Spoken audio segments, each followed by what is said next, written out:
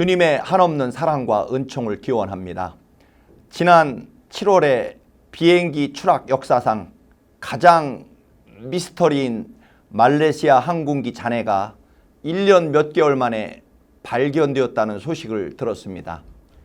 비행기 추락 사고에 많은 원인들이 있겠지만 특별히 공군 전투기 추락 사고에서 가장 많은 원인 중에 하나는 비행 착각이라고 합니다.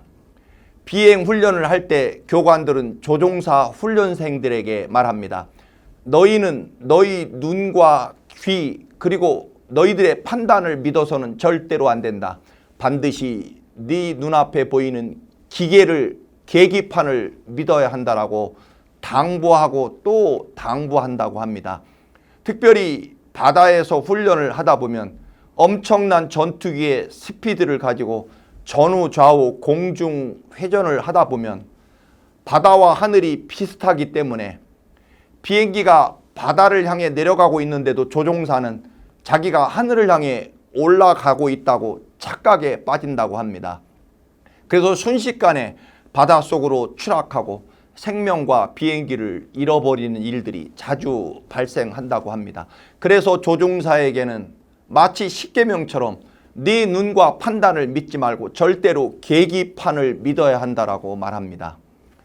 오늘 본문은 믿음이라고 하는 것은 바라는 것들의 실상이라고 합니다.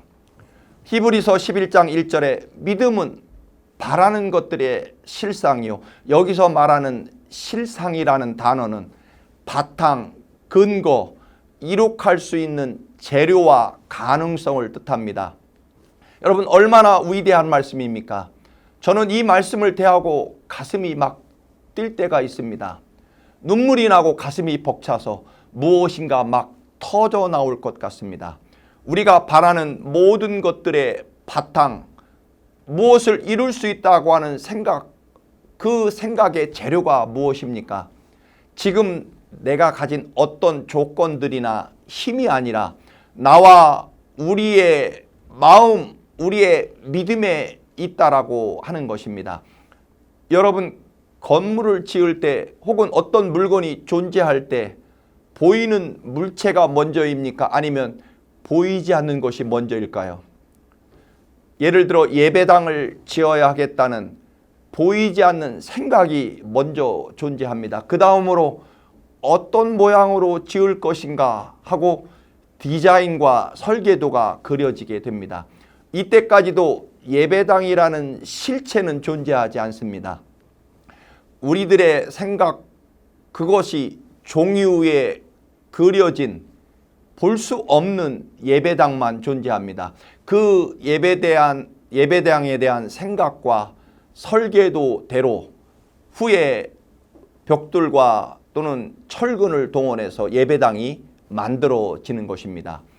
우리가 믿음으로 무엇을 그리고 소망한다면 그 믿음의 설계도와 디자인에 따라서 실제가 이루어진다는 것입니다. 여러분 믿음을 가지십시오. 그 믿음이 이루어지는 것, 그 믿음이 바로 이루어지는 것의 바탕이라는 것입니다. 기독교의 믿음은 그저 그 무엇을 인정하고 수긍하는 그 지적인 행위가 아니라 보이지 않는 것들을 바라고 앞으로 나아가는 소망의 행위가 믿음입니다. 우리의 능력이나 준비한 재료로 무언가를 이루는 것이 아니라 무언가를 이루는 능력이라고 하는 것은 하나님을 믿는 믿음이라는 것입니다. 우리의 바탕이 바로 여기에 있다는 것입니다. 여러분의 사업장도, 여러분의 자녀도, 여러분의 미래도, 여러분의 지금 가진 능력과 힘에 근거하는 것이 아니라 하나님의 능력을 믿는 믿음으로 여러분들이 바라는 것들을 이룰 수 있다는 것입니다.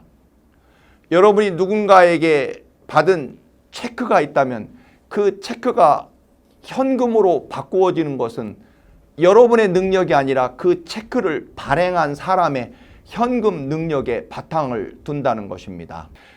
믿음이 있는 사람은 하나님의 역사와 섭리를 볼 수 있어야 합니다. 단 한 번도 경험한 적이 없는 홍수 심판을 예고하는 그 하나님의 말씀을 경외함으로 순종했던 노아, 그리고 비상식적인 방법이었지만 하나님의 말씀이었기에 묵묵함으로 순종함으로 여리고성을 결국 함락시켰던 이스라엘 백성들의 행진, 바로 이것이 믿음 있는 사람입니다. 믿음은 보지 못하는 것을 보게 만드는, 보이도록 만들어내는 능력이 있다는 것입니다.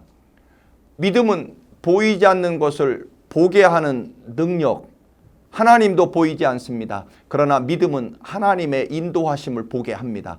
그러므로 히브리서는 보지 않고도 보이지 않음에도 불구하고 오직 믿음으로 살았던 수많은 믿음의 증인들을 열거합니다. 노아는 믿음으로 아직 보지 못하는 일에 경고하심을 받아 경외함으로 구원의 방주를 예비하여 그 집을 구원했다고 합니다. 모세도 믿음으로 애굽을 떠나 보이지 아니하는 자를 보는 것 같이 하며 참았다고 합니다. 이처럼 믿음은 보이지 않은 것을 마음으로 확정시켜주며 아직 나타나지 않은 것을 미리 보게 한다는 것입니다. 믿음은 결국 하나님만 바라보는 것일 것입니다. 믿음으로 모세는 장성에서 바로의 공주의 아들이라 칭함을 거절하고 눈에 보이는 권력과 출세의 자리를 거절합니다. 보이지 않는 하나님이 주신 사명이 더 중요했기 때문입니다. 눈에 보이는 권력을 거절하고 보이지 않는 하나님의 사명을 선택하는 것이 믿음입니다. 믿음은 눈에 보이는 확실한 것을 거절하고 보이지 않는 하나님의 말씀과 약속을 선택하는 것이 믿음입니다. 모세는 바로가 주는 이집트 왕자라는 최고의 보이는 권력과 출세를 거절하고 보이지 않는 하나님이 주신 사명과 고난을 더 좋아했다고 말합니다. 이것이 믿음입니다. 문제는 공주의 아들이라는 자리가 꼭 나쁜 자리는 아니라는 데 있습니다. 나일강에 떠내려가다가 죽거나 짐승의 밥이 될 자신을 건져다가 키워주고 교육시키고 사랑해준 고마운 분이 이집트 공주였습니다. 사실 떳떳하고 명예로운 자리였지만 하나님이 주신 사명이 더 중요했기 때문에 비참하고 힘겨운 사명의 길을 선택합니다. 보이지 않는 하나님의 가치와 능력을 믿었기 때문입니다. 참된 믿음은 나쁜 것을 거절하지만 당연히 눈에 보이는 참 좋은 것도 하나님이 주신 사명에 방해가 된다면 거절하는 것입니다. 믿음은 나쁜 것 거절하는 것, 그것을 넘어서 좋은 것조차도 거절하는 것이 믿음이라는 것입니다. 모세가 그런 선택을 할 수 있었던 것은 평소에 그에게 분명한 가치관이 설정되어 있었기 때문입니다. 모세가 하나님을 위해 살기로 결심한 이상 하나님이 무엇을 중요하게 여기시는가가 그에게 무엇보다도 중요했기 때문입니다. 하나님의 말씀이 중요했던 것입니다. 그는 하나님이 깨우쳐 주심을 통하여 하나님이 가장 중요하게 여기시는 하나님의 관심이 하나님의 거룩한 백성들임을 알게 되었을 때 그 백성들을 인도하고 위로하고 섬기는 일에 기꺼이 자신의 생애를 드리기로 결심합니다. 우리가 어떤 사람의 가치관을 보려면 그의 선택을 보면 알 수 있습니다. 그리스도인은 눈앞에 보이는 물질보다 보람과 생명과 사랑과 평화와 이웃을 선택하는 사람입니다. 모세는 민족을 위하여 하나님의 사명을 위해 능욕을 선택합니다. 여러분, 우리는 무엇을 버리고 무엇을 가질까요? 보이지 않는 믿음을 선택하시기를, 보이지 않는 하나님과 사명을 선택하시기를 주님의 이름으로 축원합니다. 할렐루야.